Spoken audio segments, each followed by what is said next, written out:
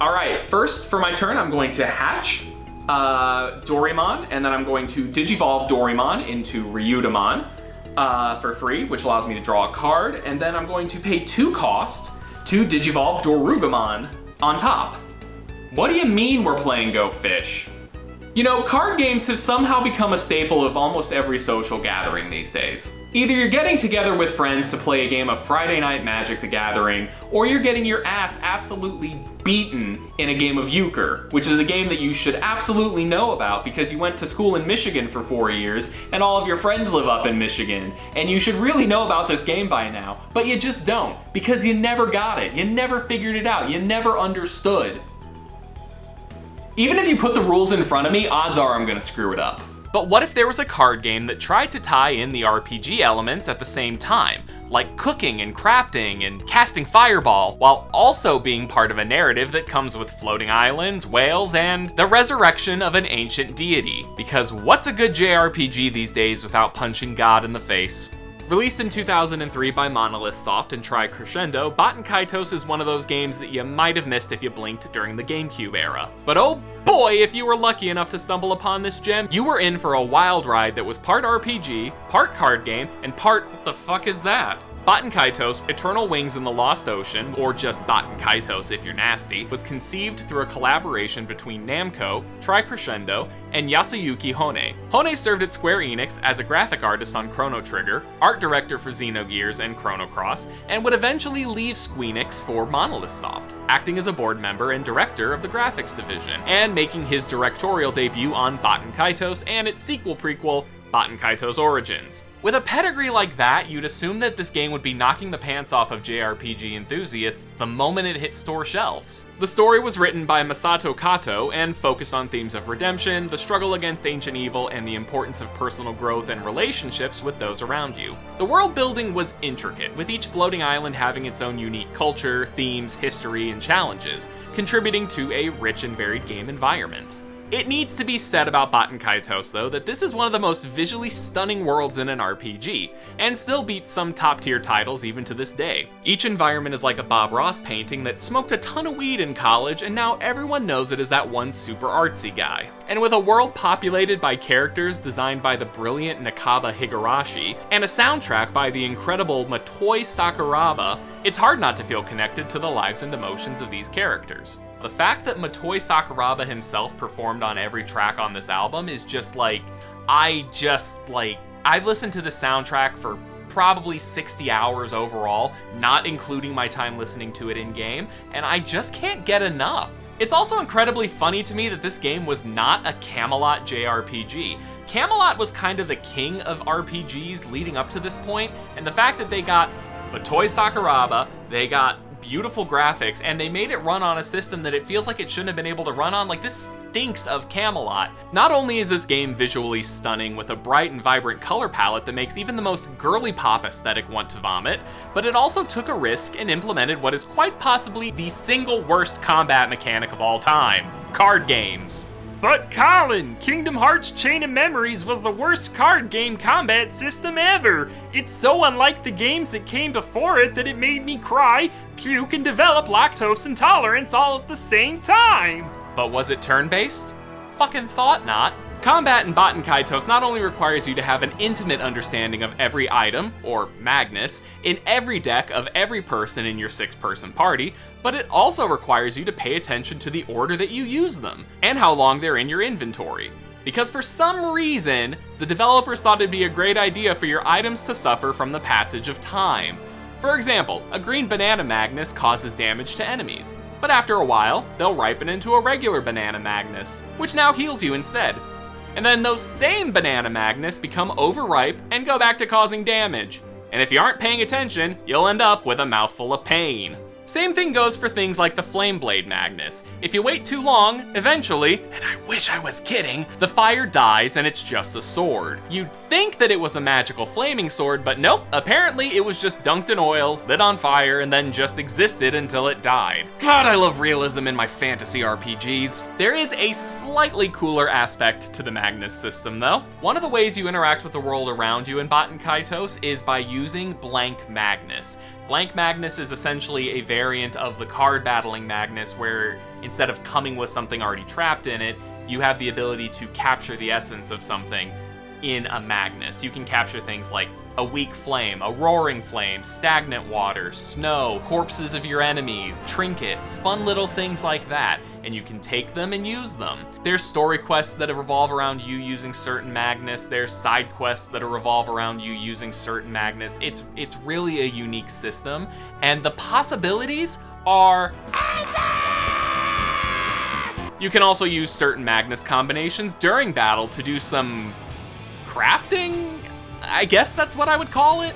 For example, if you get into a random encounter and use the Iron Helmet, Uncooked Rice, Water Burst, and Fire Burst in that exact order during one round of combat, you end up with a Cooked Rice Magnus, which heals a staggering 800 HP. But that's like 750 more HP than a banana. Another thing to mention about Baten Kaitos is the voice work. The voice actors do a phenomenal job at portraying the characters and their emotional states, but there's something horribly wrong with the audio files. Either the files themselves got corrupted along the production process, or they decided to put a metal bowl behind the microphone when the cast was recording. Every line just sounds incredibly tinny, and it's the weirdest thing you'll ever hear. A millennium of solitude and suffering. I was attacked by rock cats. The plot of Baten Kaitos can best be described as a D&D campaign that's gone on for 36 hours with no sleep, 120 cans of Red Bull, and a minuscule, and I cannot stress how small this amount is, of major depression. You take on the role of Callus, a guy who just oozes with early 2000s protagonist spirit, with a pair of wings and a serious grudge, looking to avenge the death of his family. Joining your vendetta quest is Shella, a girl with a mission of her own to stop the resurrection of the evil god Malpertio. Yeah, standard RPG stuff, right? But wait, there's more. As Callus and Shella travel across the floating islands, they gather a ragtag team of misfits, each with their own tragic backstories and questionable fashion choices. Like Waka and his giant oar. I'm sorry, I meant Gibari. Or Liud and his battle trumpet. Or the best character of all time, the Great Mizuti. Together, this band of chucklefucks hunts down the End Magnus, ancient cards that are the keys to unleashing Malpertio, that evil god I mentioned earlier. And like every good JRPG, just when you think it's over, it turns out that there's more depths to the story. I personally don't enjoy the trope when an RPG pulls the rug out from under you at the ending. Looking at you, Star Ocean! But in this case, what feels like a narrative conclusion is actually a really, really interesting story beat. It's the lowest point for every character, and it just allows them to overcome and become the best version of themselves ever. That's extremely vague, I know, but we'll get there. Callus, in his infinite wisdom, absorbs the power of Malpertio, becoming even more angsty than before. He's also got a real wing now, but that doesn't last very long. Once he's freed by the power of love and friendship and some other bullshit, someone else takes on the dark powers, who we are legally obligated to punch in the face with our best hand of poker. And with the big bad defeated, psych, it's not over yet. Turns out Shella is the destined Ice Queen that has to die in order to restore water to the planet's oceans, which are empty because Malpertio was a thirsty bitch in the past. So we fight the Emperor, Shella dies, Callus cries, and oh look, Shella's back again, and she's super wet. It's definitely one of the more interesting stories I've experienced in an RPG, and one that I've found a ton of enjoyment in. I know it may not sound like it based on my description of the story, but trust me when I say, I can't really do it justice by explaining. But like when the game first came out, it felt really long and super slow in certain areas. If only there were some magical way to fix that. Flash forward to fall of 2023 when Baten Kaitos 1 and 2 HD came to the Nintendo Switch. A PC port would follow on Steam in summer of 2024 as well. One thing I loved about this port, other than the fact that it was finally in brilliant, beautiful, non-GameCube quality, was the fact that it allowed for 100%, 200%, and 300% speed in and out of battle, simplified battle screens, one-hit KOs, and it just allowed me to re-enjoy the game without having to completely relearn the Magnus system. It had been a while since I've played through the story of Baten Kaitos, and playing it this way with the speed up and the instant hits really allowed me to take in the narrative world and the story and the characters versus trying to sit there and balance out which Magnus I was using at a time. Another plus for the HD version is that they completely removed the English dub, and implemented the Japanese dub. Now don't get me wrong, the English dub was something special, that's for sure. But I legitimately don't know if I could have played the enhanced version with that same tin can quality to the audio. I can only assume my theory about corrupt audio was correct, by the way. Either that, or they decided to just take the existing English dub and burn the ever-living shit out of it so that no one would have to experience again. Kinda sad though, I really do miss it in a weird way. The PC port is also pretty much the same thing, but now I'm just waiting for someone to mod the ever-loving shit out of the game. Baten Kaitos didn't make a huge splash when it came out. Probably because it was an RPG on the GameCube, and let's be honest here, everyone was too busy with Paper Mario: The Thousand-Year Door and the ever-popular Ty the Tasmanian Tiger. Overall review scores were pretty favorable though, with Famitsu giving the game a 31 out of 40 and Metacritic giving it an 80 out of 100. Pretty good for a game that no one remembers except for me and a handful of people on the Baten Kaitos subreddit. Baten Kaitos would go on to get a sequel called Baten Kaitos Origins. It actually served as a prequel to Baten Kaitos, but it was called Baten Kaitos 2 in Japan. Because when has name continuity ever mattered for a JRPG? Baten Kaitos Origins, which is a game that we'll talk about another day, does actually dive deeper into the lore of the world and refines the gameplay mechanics in a way that, frankly, was fantastic at the time. If you like the first game, the prequel is like finding out your favorite ice cream has a second flavor that's even better, but it's actually the original flavor that led to the creation of the first flavor.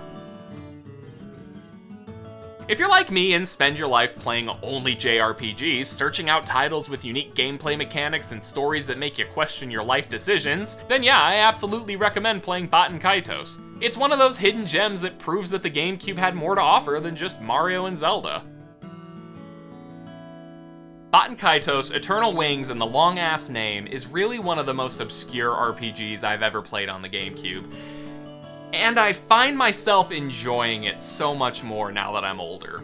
I guess it's true what they say though, the best adventures are the ones that make you sit back at the end, relax, and think to yourself, what the fuck did I spend the last 60 hours playing?